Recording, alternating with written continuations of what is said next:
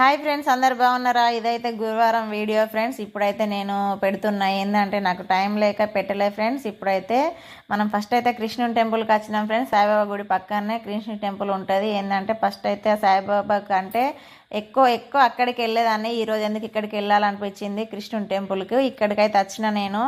ఏంటంటే అటుకులు అయితే ప్రసాదంగా ఇచ్చిన, కృష్ణుడికి ఇష్టం అన్నట్టు. ఇప్పుడైతే సాయిబాబా గుడికి వచ్చేసిన, దర్శనం చేసుకున్నా. ఇంకా కొబ్బరికాయ కూడా కొట్టిన ఫ్రెండ్స్. దర్శనం చేసుకొని అయితే సాయిబాబా దగ్గర నేను పోయాక ఆరతి టైం అయిందండి. ఆరతికి ఉన్నాను, ఇంకా కొబ్బరికాయ కొట్టాను.